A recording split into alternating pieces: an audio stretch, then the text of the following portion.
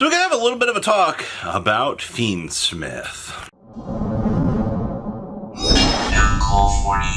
Make sure you guys smash the link, by that subscribe button so you guys don't miss out on more content. So the dust has settled on two more YCSs. You might not have known this, but there was a YCS in addition to our YCS this weekend, giving Latin America, every region has now had a YCS out here. Now, I want to talk a little bit about what we have seen so far with the Fiendsmith package, because, you know, the hot topic right now is, you know, it's the ban list, you know, it's the twists and turns of the meta, and the impact that we are feeling right now because of the Fiendsmith stuff. Now, kind of starting off this whole YCS, you know, trio out here.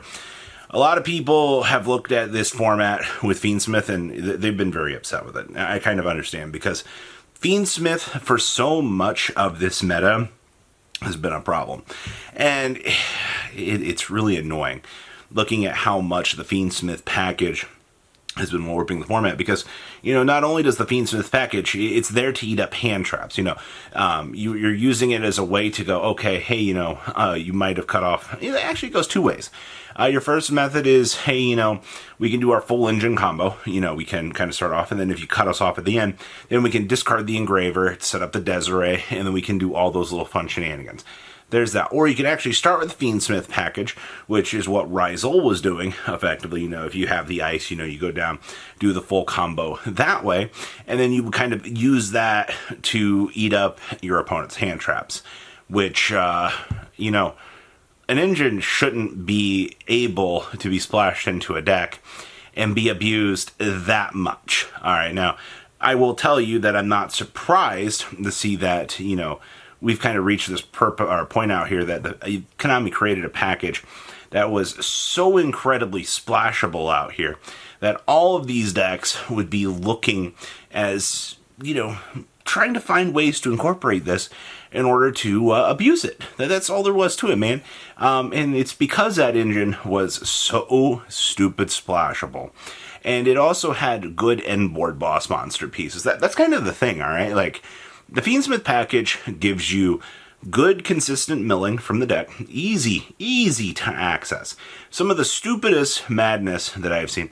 It gives you amazing recursion, by the way. Like, we're not even gonna, you know, deny the fact that you can so easily recur back with, you know, Requiem and then go ahead and do the dump again into an interruption during your opponent's turn, because you have the Fiendsmith Paradise dump that you're able to do on that side of the equation. So this engine is kind of an abnormality in the way that the game has been presented as of late, because it just does so much, and, you know, that's bad. Now, if this engine was only splashable and did, like, maybe one thing, probably every deck wouldn't want to be rushing out here trying to play it. But because this engine checks all of these marks, you've started to see the Fiendsmith package fall out of the meta a little bit.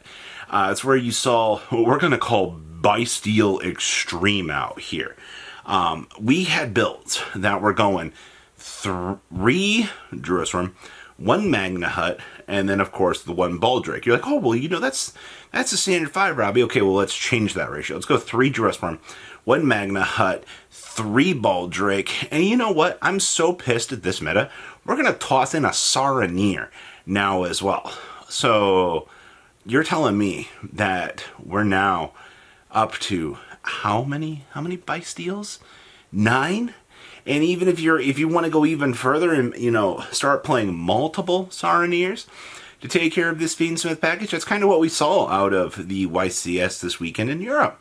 We saw that decks were going even further beyond the standard Bysteel count out here, because they were so sick of dealing with the interactions that, you know, were being thrown at them because of, you know, Fiendsmith this, Fiendsmith that. And I understand. I don't blame you guys. I don't blame the meta for shifting in such an extreme way to push the Fiendsmith package out of the meta. Actually, I think that was the craziest thing out of the weekend, was there was not a single Fiendsmith card in the top 8 out of the YCS in Europe. Think about that for a second. Think about that, from 1 week of this meta just being Fiendsmith that, Fiendsmith this, to the meta evolving in such an extreme way, from people adapting towards one of two ways. Either going such hateful ways to main decking so many Bestials in the meta, or simply shifting away from a meta that did not need a reliance on being hurt by these Bestials. And then, of course, the Bestials kind of turn into these dead draws, which then opens up, the entire argument of, okay, so then are we going to see a reduction in Bestials? I mean, probably not, because Blue Eyes is literally here. All right, now that Blue Eyes is here, you're going to have those Bestial numbers definitely floating around, because Blue Eyes is a freaking light monster, man. Your opponent's going to be bumping that main, they're going to be bumping that Blue Eyes out of the graveyard every single time. So, we reached the next discussion here. Does Fiendsmith need to be checked on the next ban list? Robbie, this meta started out, in such a way that, the Fiendsmith cards were a problem. Oh, abso-frickin-lutely, they were a problem. And I'm still 100% for Konami checking Fiendsmith on this next list. Something needs to happen to the Fiendsmith package in some sort of capacity.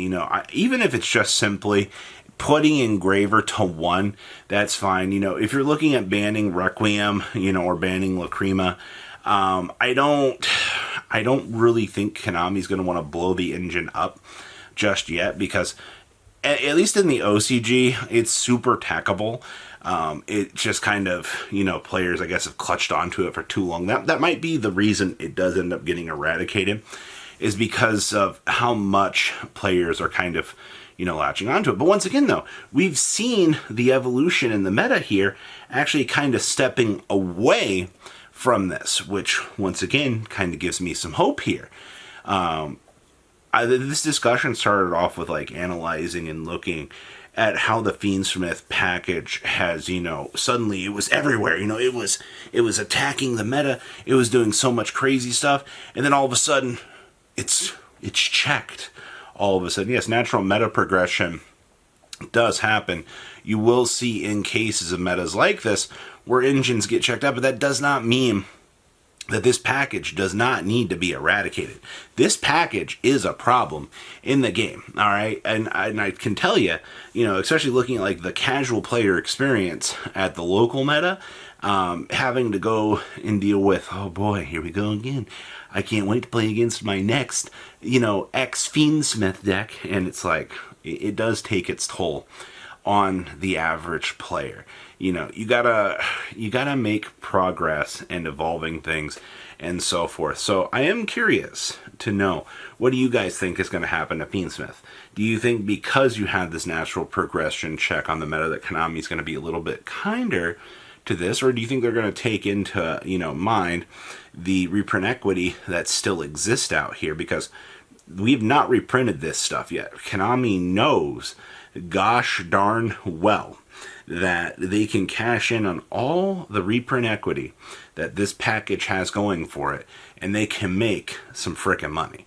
All right, and that's kind of why, most of us are hey, we don't really, as much as we want the Fiendsmith package checked, Konami still wants to line their wallets. They still want to, make this. We've already had a discussion about how, in the current modern era, the ban list is very much driven as a money sort of tool. It's almost like a sort of rotational effect, if you will. It's almost like Konami has rotation. No, it's a sign right now that the meta needs this stuff checked. And I guess you could also make the argument that maybe Bestials need to be checked too. But that's a story for another day. I'm glad to see that the meta evolved in a way that, the Bestial oppression actually was checked, because I think that was one of the coolest things that we've seen, because this format looked really cool on paper, besides Malice, Rizel, and Fiendsmith, but that's a story for another day. So, what do you guys think about the Fiendsmith problem? Leave a comment down below, tell me what you guys think, and I will see your beautiful faces back here later today, guys. Peace out. Patrons, thank you.